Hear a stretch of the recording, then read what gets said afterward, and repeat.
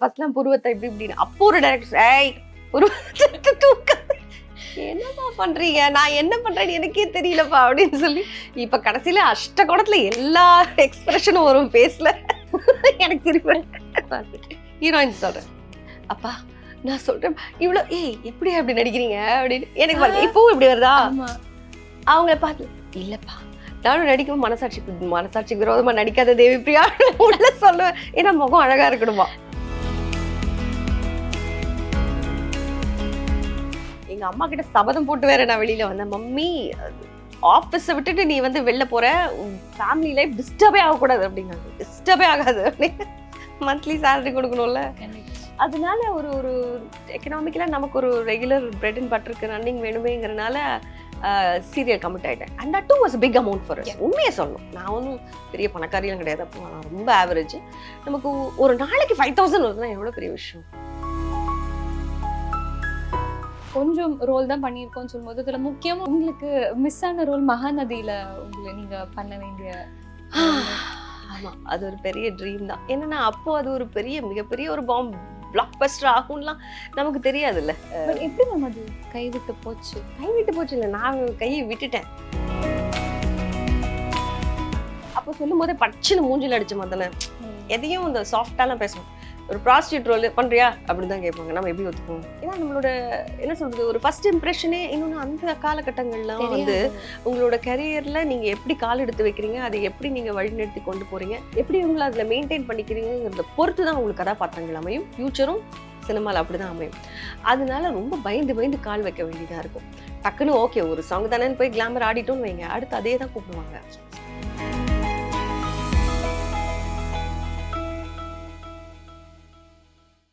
Miss wow தமிழா நேயர்களுக்கு வணக்கம். இன்னைக்கு நம்ம கூட த சூப்பர் ஆக்ட்ரஸ், நம்ம கிட்டத்தட்ட ஒரு 30 வருஷமா நம்ம ஆன் ஸ்க்ரீன்ல பார்த்து ரசிச்சுட்டு வர ஆக்ட்ரஸ் தேவி பிரியா மேம் நம்ம கூட இருக்காங்க. ஹாய். ஹலோ, எப்படி இருக்கீங்க மேம்? குட் நல்லா இருக்கேன். எஸ், ஸோ இன்டர்வியூ ஸ்டார்ட் பண்ணதுக்கு முன்னாடி உங்களுக்கு ஒரு சின்ன வாவ் தமிழா சார்பா ஒரு சின்ன ஒரு சர்ப்ரைஸ். நான் போய் எடுத்துட்டு வரேன். Sure. Oh that's a cake. Yes, this month it's your birthday. How sweet.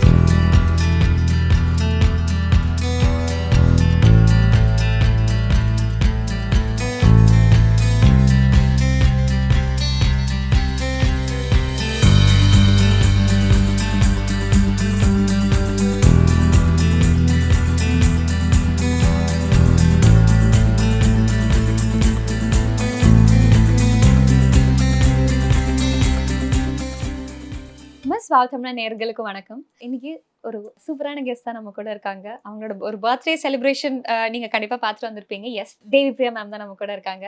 Hello, hi. S, எப்படி இருக்கீங்க மேம்? என்ன சொல்றது, I am really super happy today because வந்த உடனே ஒரு சர்ப்ரைசிங்காக வந்து கேக்கெல்லாம் வெட்டி பயங்கரமா தாம் தூம் பண்ணிட்டீங்க. You made my day actually. Thank you so much, ரொம்ப நன்றி, ரொம்ப சந்தோஷமா இருந்தது. தேங்க்யூ. ஸோ எனக்கு பர்த்டே வச்சே ஸ்டார்ட் பண்ணணும்னு இருக்கு ma'am. How is this year for you 2025? எப்படி உங்களுக்கு ட்ரீட் பண்ணிருக்கு? இப்படிங்கிறதுக்குள்ள போயிடுச்சு எல்லாமே.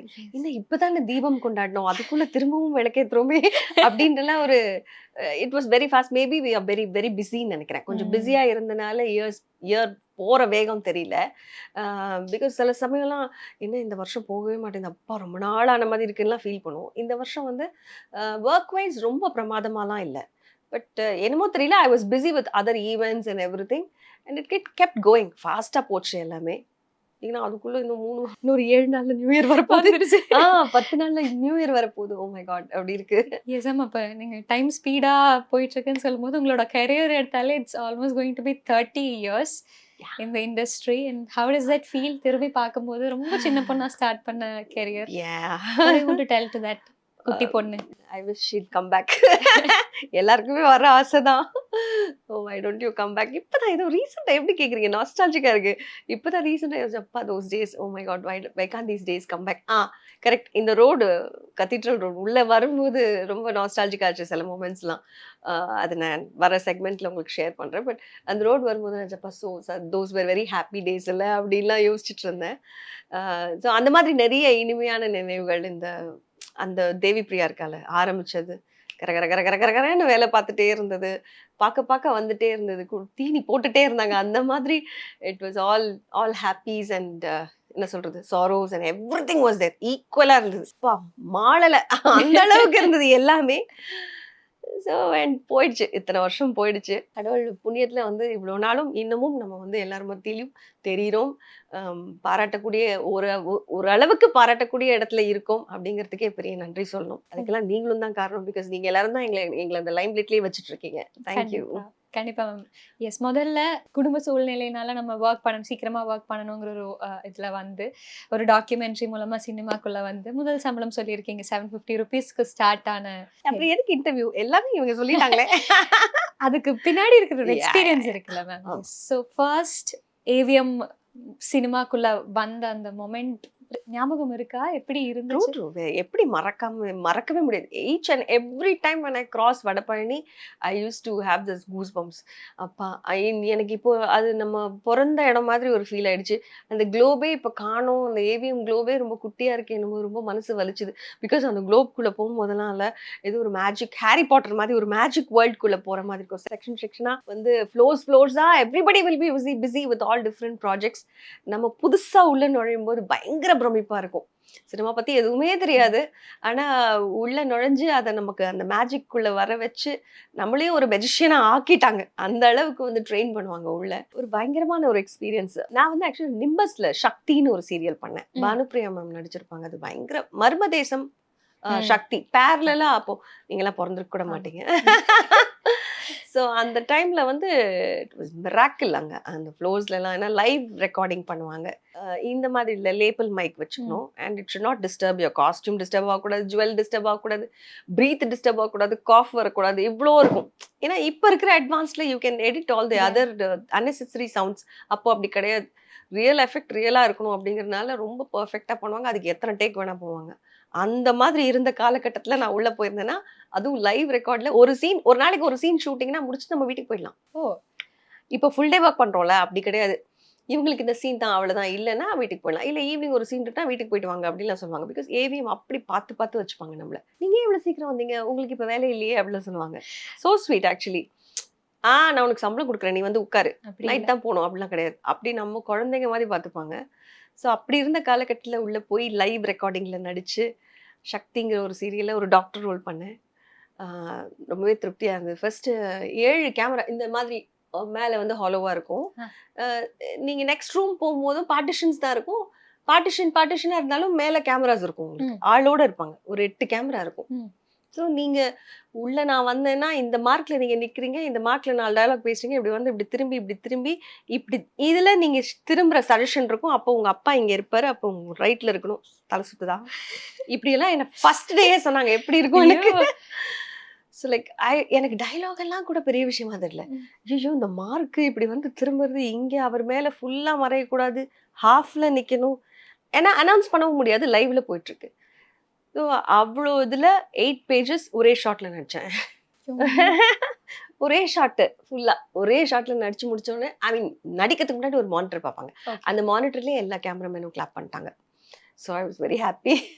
Born actor ma'am. அப்போ அந்த ஒரு உந்துதல் இருக்குல்ல, அதுதான் இட்ஸ் ஸ்டில் புஷிங் அஸ். இன்னும் போயிட்டே இருக்கு. அப்புறம் தொடர்ந்து கொஞ்சம் சினிமாக்கள் பண்ணீங்க. பின்ன சினிமா இல்லை, அப்படியே சீரியல்.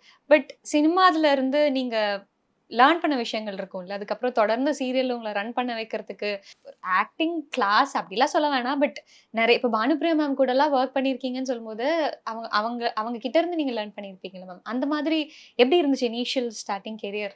ஒரு கலைஞனுக்கு வந்து கிராஸ்பிங் பவர் தான் ரொம்ப இம்பார்ட்டன்ட். ஒரு விஷயத்தை பார்த்த உடனே அதை கிராஸ்ப் பண்ணிக்கணும். கிராஸ்பிங்கிறது பக்காவா ஓகே, ஒருத்தவங்க சொல்லி கொடுக்குறாங்க, அதை கிராஸ்ப் பண்ணி நடிக்கிறதுங்கிறது இல்லாமல் மற்றவங்களோட அவங்களுடைய பாடி லாங்குவேஜ், அவங்களுடைய ஆக்டிங், அவங்களுடைய டெவலப்மெண்ட் எப்படியெல்லாம் வந்து அதை மேம்படுத்துறாங்க அந்த ஆக்டிங் அப்படிங்கிறத நம்ம நோட் பண்ணுவோம் இல்லையா அங்கே இருந்துக்கிட்டே. அது நம்மள மீறிய சப்கான்ஷியஸாக அது இருக்கும் போல. எல்லாருக்கும் இருக்குமான்னு தெரியல. எனக்கு அது ரொம்ப ஜாஸ்தி இருக்கனால I keep noting every one. இதில் கொஞ்சம் கொஞ்சமாக பார்த்து நம்மளே டெவலப் பண்ணிக்கிட்டது தான் நடிப்புல. ஸோ அப்படி டெவலப் ஆனதுனால தான் நல்ல கேரக்டர்ஸ் வந்து பண்ண முடிஞ்சுது. சினிமாவில் ரொம்ப பண்ண முடியலனாலும் சீரியல்ஸில் நான் வந்து பண்ணும்போது நிறைய பண்ணனால பெரிய ஆக்டர்ஸ் பானுப்பிரியா மேடம்லாம் நடிக்கும்போது ஓகே சட்டிலாக எப்படி பண்ணணும், மேக்கப் சட்டிலாக எப்படி இருக்கணும் அழறது கூட அழகா எப்படி அழணும் சொல்லுவாங்கல்ல, ஒரு ஒரு நடிகனா இருந்தா சாவுல கூட அழகா தெரியணும். அதுதான் வேற வழி இல்ல. செல்லுலாய்ட்ஸ் அவ்வளோ அழகா இருக்கணும் அப்படிங்கிறதுனால அதெல்லாம் வந்து பார்த்து பார்த்து பார்த்து கத்துக்கிட்டுச்சு. அழுகிறத பத்தி சொல்லும்போது அழகா அழுறது எப்படின்னு எங்களுக்காக ஐயோ காட்ட எனக்கு அப்படி முடியும்? வராது. I'm sorry. பிகாஸ் எனக்கு ஒரு பொண்ணா இருந்தா இப்ப நீங்க புருவ சுருக்குறீங்கல்ல, ஆமா. இப்ப நீங்க சுருக்குறீங்க ஆ, தெரியுதா? ஆ. இது வந்து சுருக்குனா நம்ம ரூடா தெரியும். ஆ. இப்ப நீங்க கோவப்பட்டு கொஞ்சம் சிரிக்காம நீங்க சுருக்குனீங்கன்னா கோவமா இருக்கிற ம், மாதிரி ஆமா. இருக்கும். அதே வந்து சிரிச்சுட்டே சுருக்குனாலும் ரூடா தெரியும். ம். அதெல்லாம் பண்ணாம நடிக்கணும்னு நான் ரொம்ப ட்ரை பண்ணுவேன். ஆனா எனக்கு நான் கொஞ்சம் டஃப்பான கேரக்டர்ஸ் நெறைய பண்ணனால, நியாயமான விஷயங்களுக்கு முகத்த சுருக்கினா தானே வரும். "என்ன சொல்ற நீ?" அப்படின்னு கேட்போம். "என்ன சொல்ற நீ? நான் சாஃப்ட்டாதா? ஆமா. என்ன சொல்ற நீ? எனக்கு வரல." "என்ன சொல்ற நீ?" அப்படிதான் வரும். கரெக்ட்டா? எஸ். "என்ன சொல்ற நீ?" ஆட்டோமேட்டிக்கா சாஃப்ட் ஆயிடுது. அதனால இப்படி சுருக்கியே இருந்தனால இல்ல, ம் இப்ப நடிச்சுட்டு இருக்கிற ஒரு ப்ராஜெக்ட்ல கூட சீரியஸா ஏதாவது பண்ணிட்டு இருக்கும்போது, "எனக்கு தெரியலம்மா. அவன் என்ன சொல்றான்னு எனக்கு புரியல." என் பக்கத்துல எங்க அம்மா, "புருவத்த சுருக்காத, வில்லி மாரி ஆகுற." அப்படின்னு சொல்லுவாங்க. தட்ஸ் பழக்க குவைட். தோஷம். ஸோ அதனால அ அழாம அதான் அழகா சில டைரக்டர்ஸ் இருக்காங்க. ம். "நீ எதார்த்தமா இரு. எல்லா இடத்துலயும் அழகா இருக்கணும்னு நீ அவசியம் இல்ல. சரியா? உன்னுடைய முக பாவனைகள் தான் எங்களுக்கு தேவை. நீ உன்னுடைய அழக எந்த இடத்துல வேணுமோ நாங்க யூஸ் பண்ணிக்கிறோம்னு" சொல்ற இயக்குனர்களுக்கு நடுவுல நான் நெறைய நடிச்சுட்டேன். அதனால எதார்த்தமா இருக்கனால, இந்த இப்படி இப்படி தூக்கிட்டு இருந்தேன் ஃபர்ஸ்ட்லாம் புருவத்த இப்படி இப்படின்னு. அப்போ ஒரு டைரக்டர், "ஏய் புருவத்த தூக்காத. என்னப்பா பண்றீங்க? நான் என்ன பண்றேன்னு எனக்கே தெரியலப்பா" அப்படின்னு சொல்லி, இப்ப கடைசியில அஷ்டகோணத்துல எல்லா எக்ஸ்பிரஷனும் வரும் ஃபேஸ்ல. ஆனா இப்ப கொஞ்சம் நான் போலியா நடிக்க ஆரம்பிச்சுட்டேன். ஏன்னா எல்லாரும் வந்துல அழகா நான் உங்ககிட்ட எனக்கு சிரிப்பு ஹீரோயின் சொல்றேன். "அப்பா நான் சொல்றேன் இவ்ளோ ஏய் எப்படியா இப்படி நடிக்கிறீங்க?" அப்படின்னு எனக்கு பாருங்க இப்பவும் இப்படி வருதா? ஆமா. அவங்கள பார்த்து இல்லப்பா நானும் நடிக்கவும் மனசாட்சிக்கு விரோதமா நடிக்காத தேவிப்பிரியா உள்ள சொல்லுவேன். ஏன்னா முகம் அழகா இருக்கணுமா. ஒரு ஏஜ்ல நம்ம என்ன எக்ஸ்பிரஷனே பண்ணலனாலும் கியூட்டா அழகா இருக்கும். அப்புறம் ஆனா அந்த ஏஜ்லயே நம்ம இப்படி இப்படி இப்படி எல்லாம் பண்ணி நடிச்சதுனால இப்போ அதை மாத்தவே முடியல என்னால. இப்ப நான் மாத்தாததுனால எனக்கே என்ன பார்க்கும்போது ஏன் இவ்வளவு ரூடா இருக்கேனா அப்படின்லாம் தோணும். அந்த மாதிரி டிஃபரன்சியேஷன் தான். சோ நான் கொஞ்சம் ரூடா எல்லாமே யதார்த்தமா நடிச்சதுனால என்னால எக்ஸ்பிரஷன் பண்ணாம இருக்க முடியாது. அவன் அழகாலாம் அழ முடியாது என்னால. அப்பா அப்படிதான் அழ முடியும். எனக்கு அப்படிதான் அழ முடியும். இல்லைன்னா எனக்கு பாத்தீங்களா எப்படி போகுது எல்லாம் அஷ்டகோணமா போயிடும். சோ லைக் அப்படிலாம் அழ முடியாது என்னால. சினிமால அதான் நம்ம கொஞ்சம் ரோல் தான் பண்ணியிருக்கோம்னு சொல்லும்போது, இதுல முக்கியமா உங்களுக்கு மிஸ் ஆன ரோல் மகாநதியில நீங்க பண்ண வேண்டிய ரோல். ஆமா. அது ஒரு பெரிய ட்ரீம் தான். என்னன்னா, அப்போ அது ஒரு மிகப்பெரிய ஒரு பிளாக் பஸ்டர் ஆகும்லாம் நமக்கு தெரியாதுல்ல. பட் எப்படி மேம் அது கைவிட்டு போச்சு? கைவிட்டு போச்சு இல்ல. நான் கைய விட்டுட்டேன். என்ன நீங்க விட்டுருங்கன்னு. வேணாம்னு சொன்னீங்களா? ஆயா. சி இப்போ ஒரு படம் வெளியில வந்ததுக்கு அப்புறம் தான் ஒரு கேரக்டரோட முக்கியத்துவம் நமக்கு தெரியும். அதுல நடிச்சிருக்கிறாங்க. அதுல எவ்வளோ ஒரு அது சின்ன ரோலாவே இருந்தாலும் அப்படி ஒரு ரெஜிஸ்டர்ட் ரோலா பண்ணியிருக்காங்க. அது யார் கையில பக்குவப்படுத்தப்பட்டது, எவ்வளோ பெரிய டைரக்டர் அவங்க, எவ்வளோ பெரிய பேக்ரவுண்ட், எவ்வளோ பெரிய ப்ரொடக்ஷன் அது அப்படிங்கிறதுலாம் நமக்கு அப்ப தெரியாது. நடிக்கிறியா? குழந்தையா நடிக்கிறியா? கமலுக்கு பொண்ணா நடிக்கணும். கமலுக்கு பொண்ணுன்னுலாம் சொல்லவே இல்ல எனக்கு. ஓகே. நடிக்கிறியா? அது வந்து சோனா காட்சினா என்ன? அப்படின்னு என்ன காட்சி அது? சோனா காட்சிங்கிறது ஒரு ஊர்மா.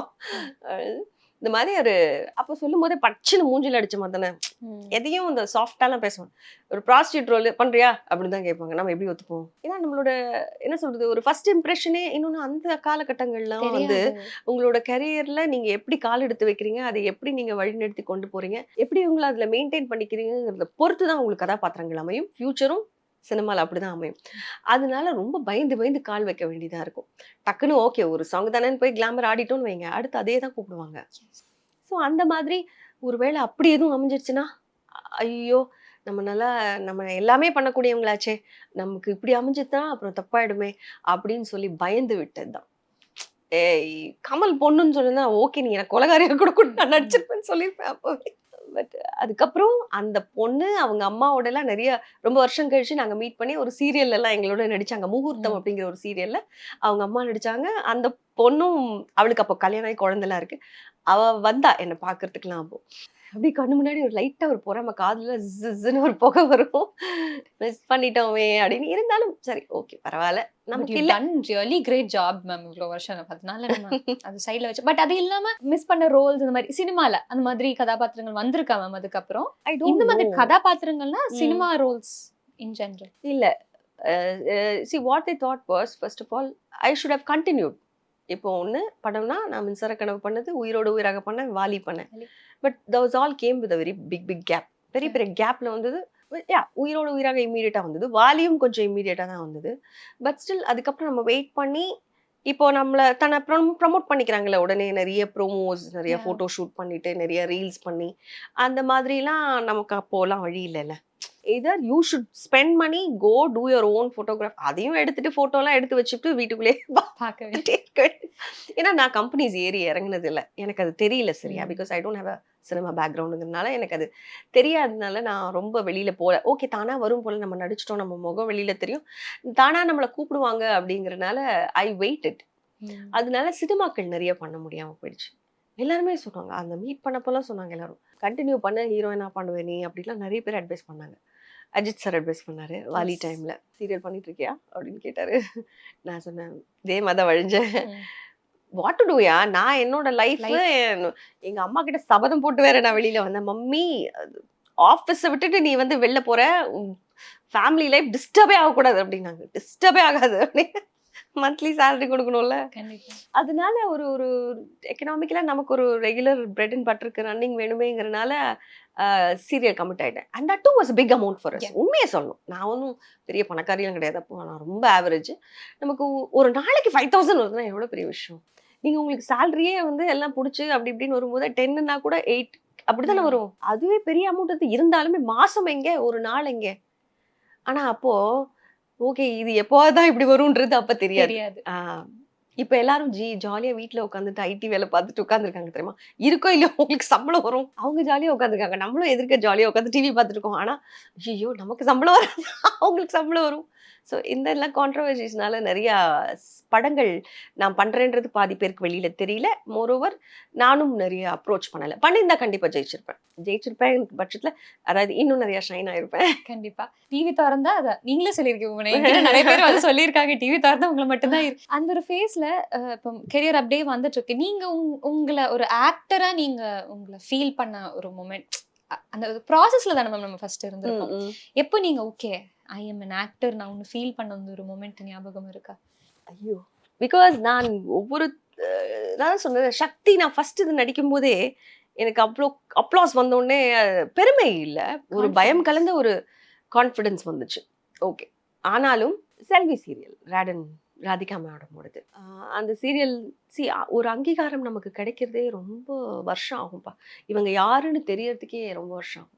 ஏன்னா 1+1 தானே, நம்ம எல்லாரும் 10+1. யார் இந்த பொண்ணு அப்படின்னு இப்ப தேவையில்லை. அந்த போட்டோ போடு, கூகுள் போட்டாலே ஹோல் ஹிஸ்டரி. அப்ப அப்படி இல்லைல்ல.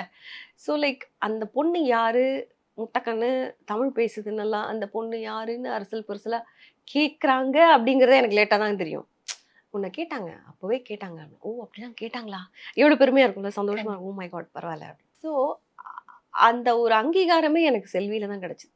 ரஞ்சனி தேவி, அந்த ரஞ்சனி தேவி பேரையே மறக்கலையா இப்போ, ரஞ்சனி தேவி அப்படின்னு, அடப்பாவிங்களா இன்னும் நீங்க மறக்கலையா அப்படின்னு.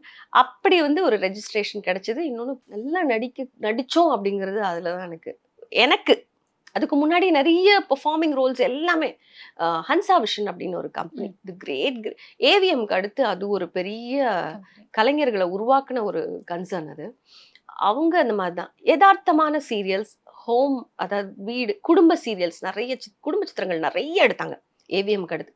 அந்த மாதிரி ப்ராஜெக்ட்ஸ்ல நடிக்கும் போது நான் தெரியாதனமா கொஞ்சம் மேக்கப் போட்டு வந்தா கூட பக்கெட் சோப்போட நிப்பாரு கேமராமேன்.